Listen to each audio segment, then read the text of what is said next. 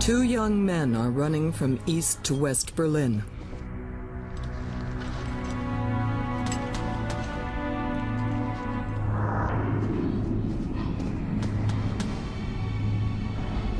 To get to the west, they must climb over a wall. To stop them, their own government is shooting to kill.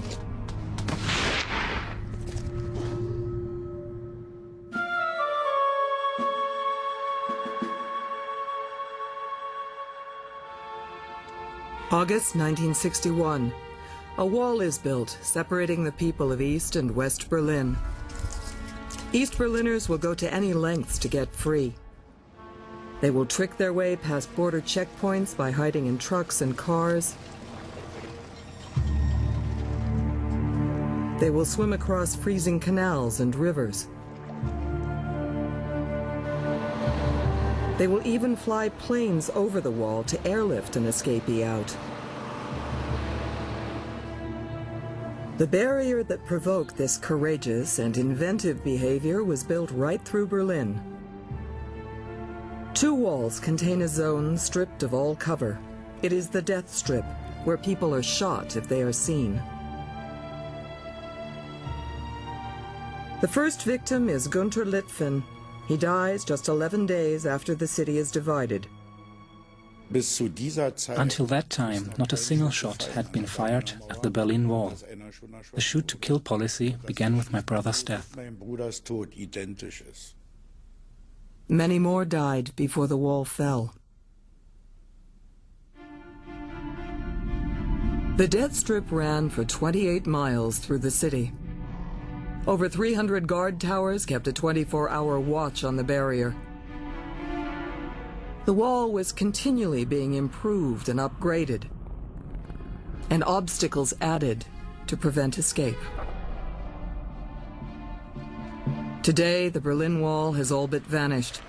All that remains is a line of cobblestones marking its route.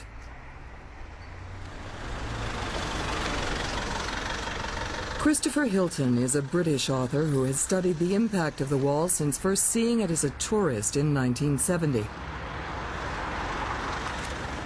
He regularly returns to Berlin to continue his research into this extraordinary episode in history.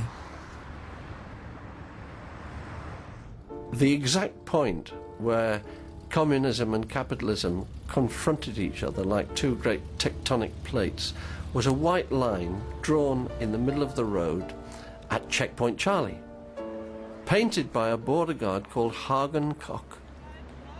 In 1961, Hagen Koch helped build the wall. Today, he collects all he can on the barrier, even to the last passport stamp used by the East German state in 1989. The wall split Berlin into two hostile worlds, East and West. But how? The answer lies in the final days of World War II. Europe, 1945. The Soviet Red Army attacked Germany from the east, American, British, and French forces from the west. Berlin was surrounded by the Red Army. The Soviets shot their way into the center of Berlin.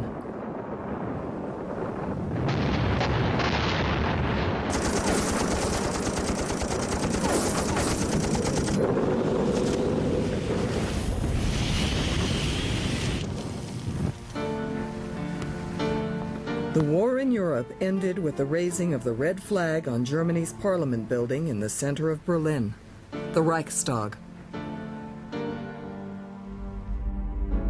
The victorious powers divided the defeated Germany into four parts, ruled by their armed forces. The American, British, and French sectors would develop into West Germany, the Soviet zone into a separate and hostile East Germany. Berlin was left 90 miles within East German territory. Before the wall was built, Berlin was divided into four sectors, three occupied by Western troops, one by the Soviets. Berlin remained until 1961 very much a single city, although divided in theoretical lines, only theoretical lines, with the Soviets and the East Germans running one part and the West running the other. The underground system was connected, the bus system was connected, the phone system was connected, the sewerage system was connected, the tram lines were connected. It was just one city, and it was unthinkable it could be divided. West Berlin was heavily subsidized by the West and prosperous. East Germany had to pay war reparations to the Soviets and was therefore very poor. So the two standards of living were wildly different on either side of the same street. And as a consequence, the East Germans began to just walk across and emigrate to the West, which wanted skilled East German workers. And East Germany began to hemorrhage at the rate of a small town a year. Well, if you've only got 19 million to start with, you know where the logic of that's going to go. It's going to go to oblivion. To stop the hemorrhage of its own citizens, the East German government barred the way west. Troops were deployed on Sunday, August 13th, 1961. They stood, literally shoulder to shoulder, dividing the city.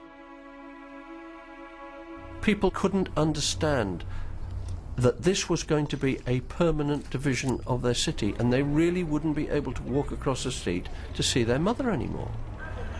It took a few weeks for a wall to be built right through Berlin. Until then, barbed wire formed the barrier.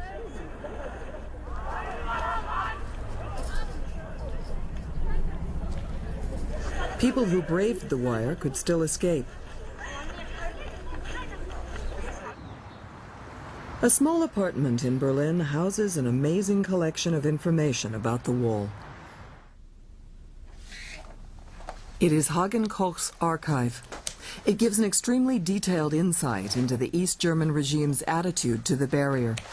Hagen recalls how he was ordered to survey the new border installations. 1961 war ich 21 Jahre alt. I was 21 years old and in the border guards. On the 15th of August, I went through the city with a map, recording everything. In the afternoon, I reached Checkpoint Charlie. On the western side, people were protesting, throwing stones and bottles. So I was ordered to paint a very thick white line across the road at Checkpoint Charlie, to indicate to the Westerners, you can go this far, but not further. At the time, I believed the wall would be a good thing and prevent my country, East Germany, being drawn into World War III. Despite these hazards, smoke and tear gas bombs. As West Berliners realized their city had been cut in two overnight, tensions rose and violence increased. In the early days of the wall, there were still weak points. There was even an apartment building in Bernaustrasse where people could walk into their front doors from the east, then jump out their windows into the west. East Berliners who have apartments facing the border take the long chance when they get orders to leave their homes for the interior. While an East German guard attempts to yank her back to prison, West Berliners pull her to a fire net and freedom.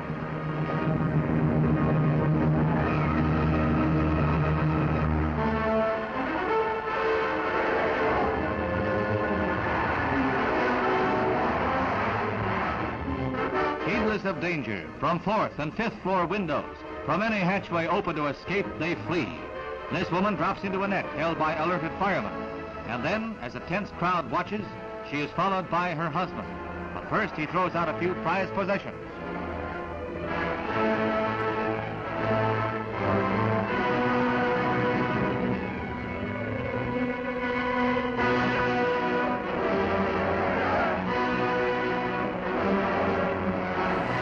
Determined to protect their people from such temptations, the East Germans are raising homes and buildings along the border.